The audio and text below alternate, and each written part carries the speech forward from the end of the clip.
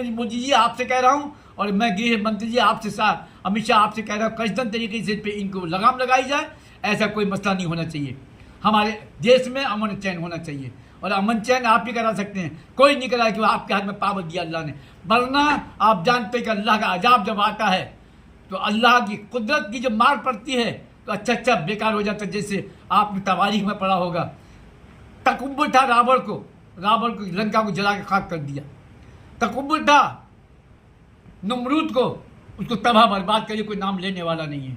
तकब्बुर था कारून को, उसका भी नाम लेने वाला नहीं है। सद्दाक का नाम लेने वाला नहीं है। फिरौन का नाम लेने वाला नहीं। जितने बड़े बड़े जुल्म करने वाले आए आज सब बर्बाद है, मिट गए, लेकिन उनका नाम लेने वाला नहीं है। इसलिए मैं आपसे गुजारिश कर रहा हूं कि आप जल्दी इस पर आप इसे गिरफ्तार करें और इसको ऐसी सजा दें ताकि आने वाले आगे के लिए कोई भी आदमी किसी संत के बारे में, किसी ऋषि मुनि के बारे में, किसी देवती के बारे में, हमारे नबी के बारे में, हमारे जितने पैगंबर जितने वली उनके बारे में कोई इस तरह की हरकत ना करे, ताकि हमारे समाज में, हमारे भारत में एकता हो, हमारे भारत की गंगा जमनी तहजीब बरकरार रहे, हम सब मिल के रहें। ये आपका, वैसे आप कहते हो सबका साथ सबका विकास, सबका साथ सबका प्रधान, ये कहते हैं आप, ये आपका हाथ में अल्लाह ने पावर दिया है। वरना आप जानते हैं कि ये कितनी हुकूमतें आई, कितने गए, बड़े बड़े राजा महाराजा बर्बाद हो गए,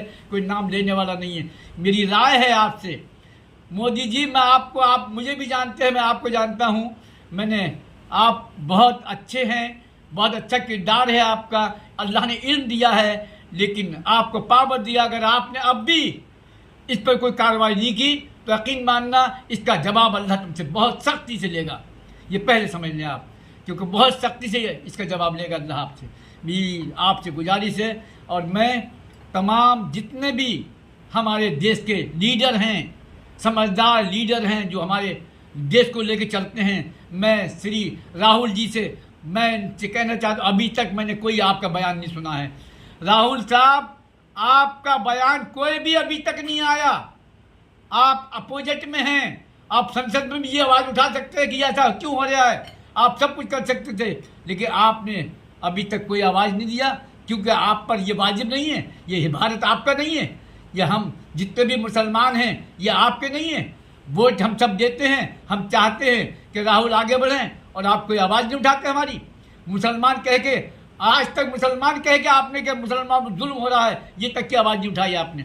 और नबी की शान में इतनी बड़ी गलती जिसने की है, गुस्ताखी की इस तरह के लफ्ज़ अदा किए हैं, आपको भी सुना होगा, तो आपने कोई आवाज़ नहीं उठाया। मैं राहुल साहब से भी कह रहा हूँ, राहुल जी आप तो बड़ी मोहब्बत की दुकान पैगाम लेके चले, तुम पूरा 3-4 हज़ार किलोमीटर आपने तय किया, 2 बार तय किए, सफ़र किया, मोहब्बत की दुकान खोली आपने। अभी मोहब्बत की दुकान कहाँ है जो नबी की शान में गुस्ताखी करने वाले के आपने कोई अभी एक जवाब नहीं दिया। आप प्रेशर डालें, इन पर दबाव डालें, और ताकि ये उसे सज़ा मिलनी चाहिए।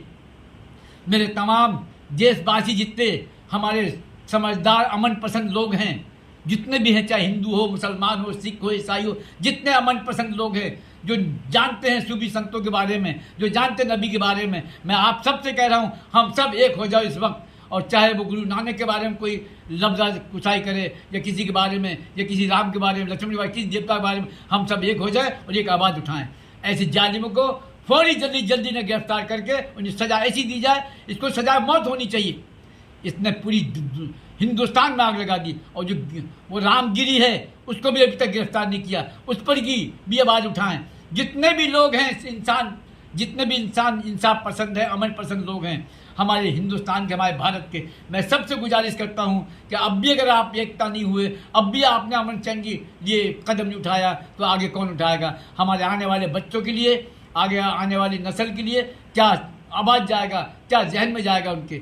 इसलिए मेरी गुजारिश है सबसे, जितने अमन पसंद लोग हैं, चाहे वो कोई भी हो, चाहे वो पंजाबी हो, चाहे वो हिंदू हो, सिख हो, ईसाई हो, दलित हो, जो भी हो, पिछड़े हो, अगड़े हों, सब मिल के हमें इंसाफ पसंद लोगों से मेरी गुजारिश है कि आप सब मिल के इसके साथ में आवाज़ उठाई जाए, और ताकि आगे के लिए किसी मज़हब के बारे में, किसी गुरु के बारे में, किसी के रहबर के बारे में, किसी रहनुमा के बारे में कोई ऐसी लफ्ज़ अदा ना की जाए।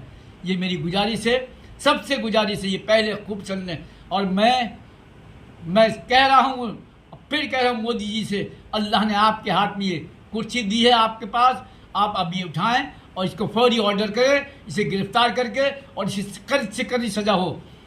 मैं सुप्रीम कोर्ट से भी कह रहा हूँ, जो इस वक्त यहाँ के जो जज हैं, जो मेन जज हैं, मैं चंद्रचूड़ से भी कहना चाहता हूँ कि आप इस पर कदम उठाएं और देखें कि हमारे अमन और चैन रहना चाहिए।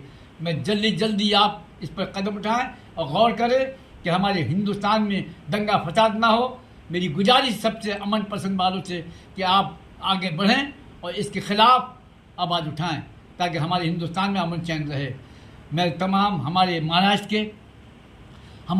के उदय साहब से भी मेरी गुजारिश है, आदित्य ठाकरे मेरी गुजारिश है, जितने सीनियर लीडर हैं महाराष्ट्र के उनसे गुजारिश है, मेरी बहुत ये गुजारिश है कि आप अमन और शांति रखने के लिए आवाज़ उठाएं ताकि हमारे जितने भी ये जिसने रामगिरी ने जो कहा है उस पर भी एक्शन लेना चाहिए। और चंद इस पे नरसिंह पे इसने ऐसे गंदे लफ्ज़ अदा किए हैं कि हम जुबान से कह भी सकते और सोच भी सकते, हमें सुनते भी हमारे हालत ख़राब की ईमान ना चला जाए हमारा।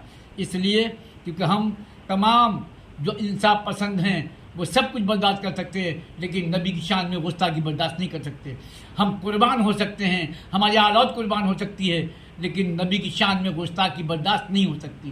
पूरी दुनिया के लोग अमन पसंद कोई भी हो, चाहे वो मुस्लिम हो, हिंदू हो, गैर हो, कोई भी हो, अमन पसंद जो है वो जानते हैं नबी की शान को। इसलिए मेरी गुजारिश है हम सब भारत वाले एक हो जाएं और ऐसे गंदे लोगों के खिलाफ खड़े हो जाएं, आवाज़ बुलंद करें। बस मेरी सबसे यही गुजारिश है, अमन चैन कायम रखे। मेरी दुआएं हैं अल्लाह पाक हम सबको अपनी रहमत के साथ, अपने करम के साथ, अपनी हिफाजत में रखे, हमें अपना मोहताज रखे, इसे मोहताज रखे, हमारे अमन और चैन, हमारे इंडिया में अमन चैन रहे, सबकी खैर सबका। अल्लाहुम्मा सल्ली अला सय्यिदना मुहम्मद व अलैहि वसल्लम। अस्सलामु अलैकुम व रहमतुल्लाहि व बरकातुहू।